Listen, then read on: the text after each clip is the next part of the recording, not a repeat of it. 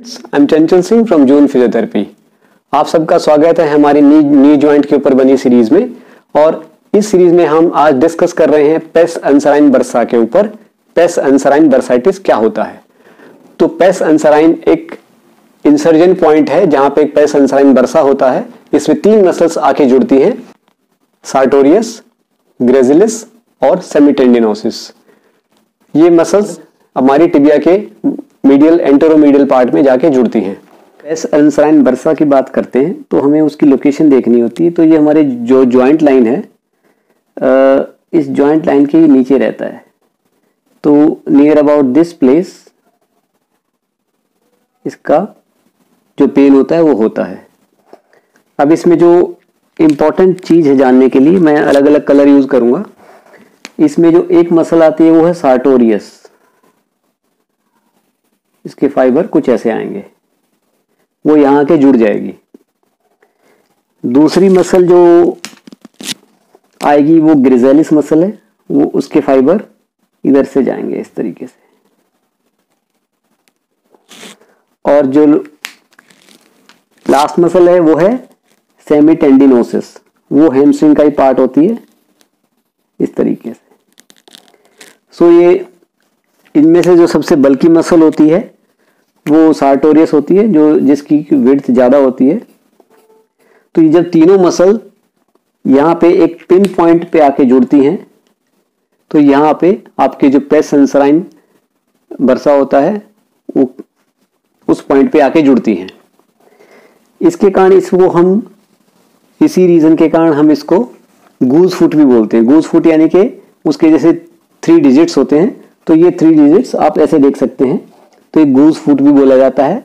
तो ये इसकी लोकेशन होती है। समटाइम्स हम इसको पल्पेट करते हैं, जब इसको दबाते हैं तो इसमें पेन होता है। तो ये इसकी लोकेशन है और ये इसके मसल्स हैं जो रिस्पॉन्सिबल होते हैं, एक ही जगह पे जाके ये इंसर्ट होते हैं सारे के सारे। तो बर्सा क्या होता है, सबसे पहले ये जानना जरूरी है कि बर्सा एक थैली होती है जिसके अंदर साइनोवियल फ्लूइड भरा होता है। सपोज ये मेरी हड्डी है और इसके अंदर कोई मसल्स आके यहाँ जुड़ रही है, तो बीच में ये आपस में फ्रिक्शन ना हो, इन दोनों के बीच में फ्रिक्शन ना हो, तो फ्रिक्शन को अवॉइड करने के लिए हमारी बॉडी में वेरियस बर्सा होते हैं। अलग अलग जॉइंट्स में अलग अलग तरह के बर्सा होते हैं जो कि फ्रिक्शन को रोकते हैं या फिर कम करते हैं काफी हद तक। जब इनमें रिपीटेड मूवमेंट्स होती हैं, एबनॉर्मल स्ट्रेचेस या स्ट्रेन्स आते हैं, तो ये सूज जाते हैं और ये पेन क्रिएट करते हैं। और यूजुअली बर्सा जो होते हैं उनकी नोसिसेप्टिव रिसेप्टर्स काफी अच्छे होते हैं, यानी कि उसमें पेन रिसेप्टर्स काफी होते हैं, तो काफी पेनफुल होती है कंडीशन। तो ये जॉइंट लाइन के बाहर पेन होता है नीचे की तरफ, लेकिन ये जब भी कोई रिपोर्ट करता है तो उसको ये पेन लगता है कि जॉइंट्स में ही हो रहा है और जॉइंट से ही आ रहा है। तो ये जॉइंट में जो ये बर्सा का जो पेन है होता क्यों है? सबसे पहले इसके कॉजेज जानेंगे। तो इसके कॉजेज में आप जानेंगे कि जो स्विमर्स होते हैं वहां काफी कॉमन। दूसरा रीजन इसका होता है रनिंग, एबनॉर्मल सरफेसेस पे जब हम रनिंग करते हैं, और या फिर हम बिना वार्म अप की रनिंग करें जिसमें कि हम प्रॉपरली अच्छे से अपनी जॉइंट को वार्म अप ना करें, सिंपल रनिंग करें, या फिर हम बिगिनर हो, अपना जो रनिंग पैटर्न, हमारा रनिंग फॉर्म जिसको बोलते हैं, वो अच्छा ना हो। इसके अलावा डांसिंग मूवमेंट्स होती हैं और रनिंग या ऐसे एजिलिटी स्पोर्ट्स जिसमें कि आपकी मूवमेंट जो काफी फ्रीक्वेंटली चेंज हो। आप जब रन कर रहे हैं, भाग रहे हैं, दौड़ रहे हैं, मूवमेंट कुछ भी कर रहे हैं, तो आपकी जो एजिलिटी होती है वो काफी फ्रीक्वेंटली चेंज हो, तो उस पे भी इन मसल्स में एबनॉर्मल स्ट्रेसेस क्रिएट होते हैं। लेकिन काफी सारे स्पोर्ट्स में तो ये मूवमेंट नेचुरल होती है, तो ये फिर बर्साइटिस क्यों हो जाता है? इसके रीजन है, अगर आपकी हिप की अबडक्टार मसल्स वीक हैं, आपकी हैमस्ट्रिंग्स टाइट हैं, जो ये 2 मसल्स हैं, जब इनकी टाइटनेस हो या फिर वीक हो जाए तो ये काफी कॉमन पाया जाता है। सेडेंटरी लाइफस्टाइल जिनका होता है उनकी हैमस्ट्रिंग तो काफी इजीली आपको मिलेगा कि काफी टाइट होती है। तो ये जब भी वो पर्सन कोई भी एक्टिविटी में इन्वॉल्व होते हैं जिसमें कि फ्लेक्शन, एक्सटेंशन या फिर नी के ऊपर कोई एबनॉर्मल स्ट्रेसेस जब वो बियर करते हैं तो उनको काफी इजीली हो जाता है। ये जो अदर 2 कॉजेज हैं जो काफी इंपॉर्टेंट पाए जाते हैं, रिसर्चर्स और डॉक्टर्स के पास रिपोर्ट होते हैं, उसमें होता है कि जब टोटल नी रिप्लेसमेंट होता है तब उन पेशेंट्स को भी ये पेन काफी हद तक पाया जाता है और वो सोचते हैं कि उनका नी रिप्लेसमेंट फेल हो गया है, हालांकि ये पेस अंसराइन बर्साइटिस का पेन होता है। और ऑर्थोस्कोपिक सर्जरी, जैसे कि कुछ नी के अंदर से डिब्राइडमेंट्स होते हैं, कुछ मेनिस्कल रिपेयर्स होता है या उसका डिब्राइडमेंट करते हैं, यानी कि उसके अंदर से जो कचरा होता है जॉइंट में, वो टेलीस्कोपिक सर्जरी से जो निकाला जाता है, उसके बाद भी इसके अंदर काफी पेन रिपोर्ट किया जाता है।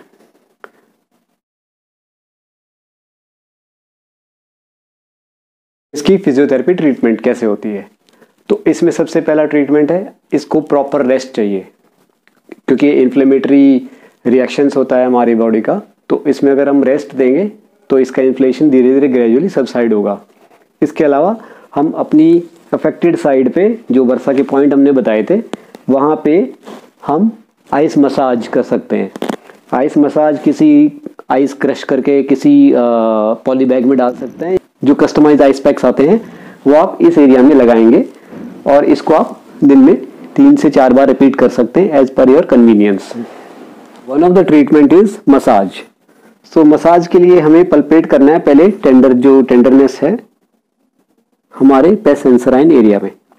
तो ये होता है हमारे टिबिया का जो ट्यूबरकल होता है उसके बिल्कुल पैरेलल, इधर नीचे जॉइंट लाइन के थोड़ा सा नीचे और इसके बिल्कुल पैरेलल। इस पोजीशन में आपको जब आप पल्पेट करेंगे स्लोली मूव करते हुए, तो आपको पता लग जाएगा कि कहाँ पे ज्यादा टेंडरनेस है। फिर इस एरिया को हम मूव करते हुए तीनों जो ग्रुप ऑफ मसल्स हैं, जो गूज फुट हमने बोला था, उन मसल के ऊपर हम ग्रेजुअली बिल्ड करेंगे, या तो हम इस हिस्से को धीरे धीरे ऐसे मसाज करेंगे। आप थोड़ा सा लुब्रिकेंट अप्लाई कर सकते हैं, वट एवर लुब्रिकेंट आप चाहें। तो ये ग्रेजुअली यहाँ से मसाज होगा सार्टोरियस मसल पे, फिर ग्रेजिलिस मसल को फील करेंगे धीरे धीरे धीरे धीरे।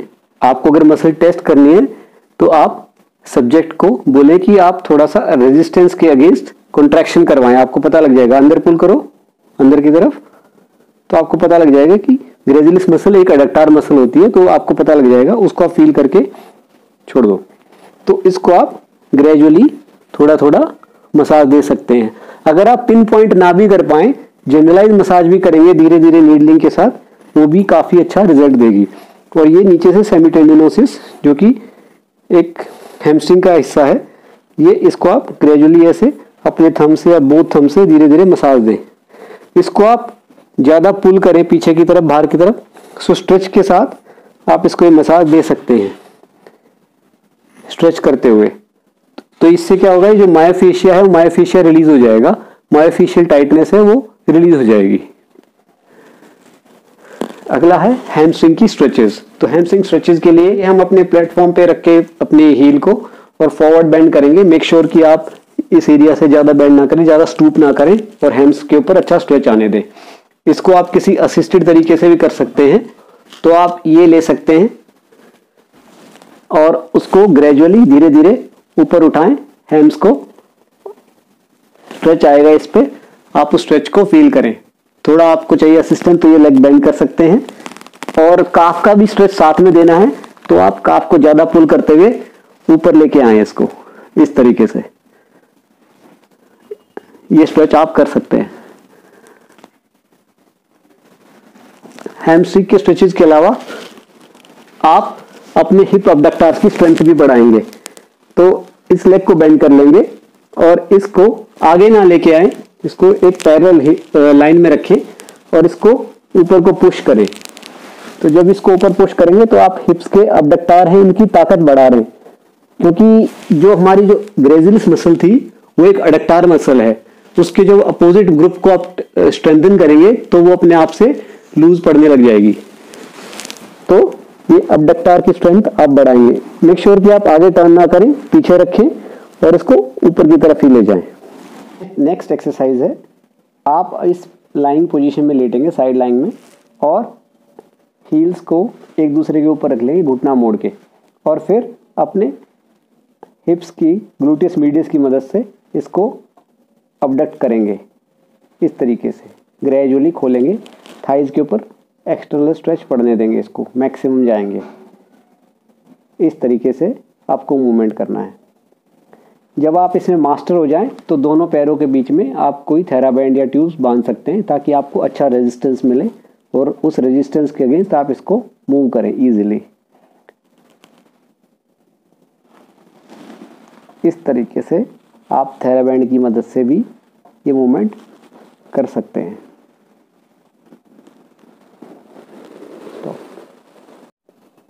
नेक्स्ट एक्सरसाइज, आप थेराबैंड के साथ खड़े हो जाएंगे, विड्थ अपार्ट, जितना कि आपके शोल्डर की विड्थ है इतनी दूरी दोनों पैरों के बीच में। और इस मूवमेंट में पहले आप अपना पैर को बाहर ले जाएंगे, फिर डायगोनली पीछे ले जाएंगे और फिर एकदम पीछे ले जाएंगे और फिर वापस नॉर्मल में आएंगे।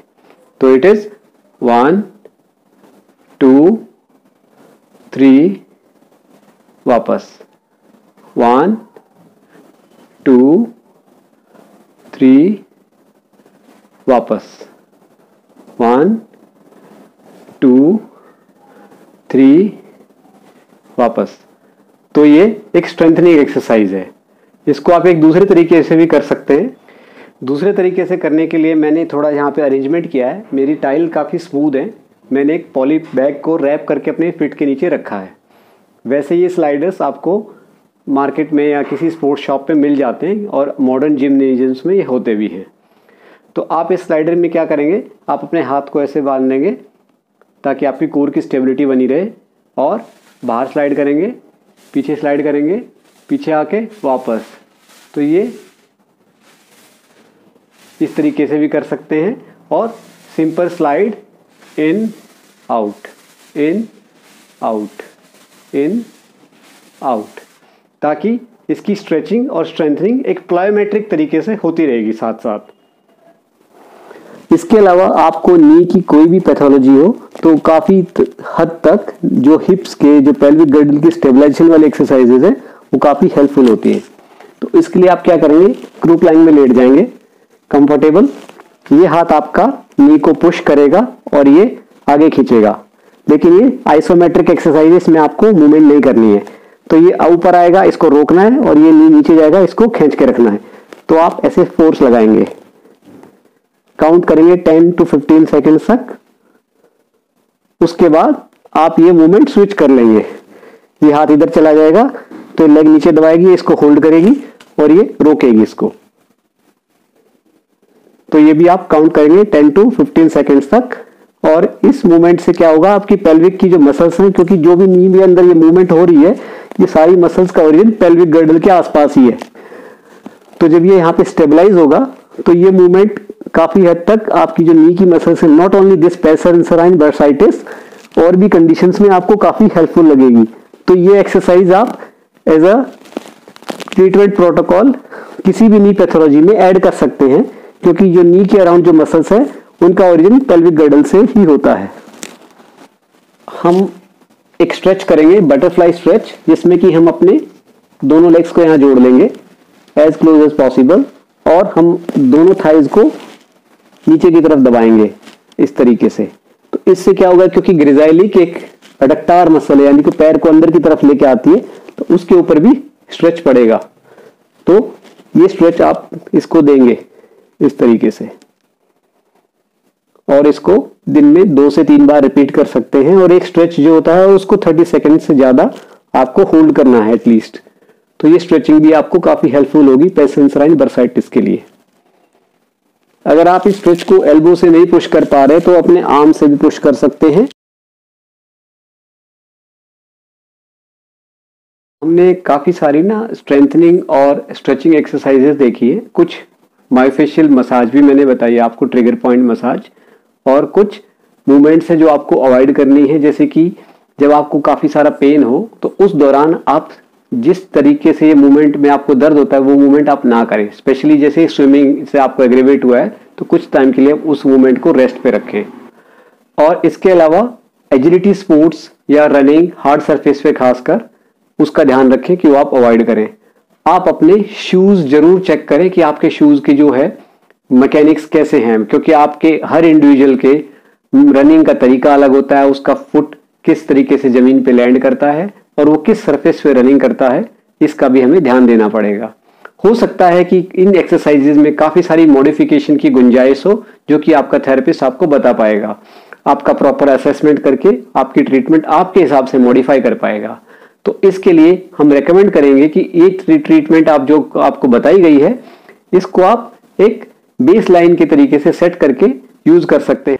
इन केस आपको कुछ और मेडिकल कंसल्टेशन की जरूरत है तो आप अपने थेरेपिस्ट से जरूर कंसल्ट करें ताकि वो आपको स्टेप बाय स्टेप गाइड कर सके, आपकी प्रॉपर रिहैबिलिटेशन हो सके। हमसे ये क्वेश्चन पूछा जाता है कि इसमें कितना टाइम लगेगा ठीक होने में, कितने दिन में मैं अपनी नॉर्मल एक्टिविटी को रिज्यूम कर लूंगा।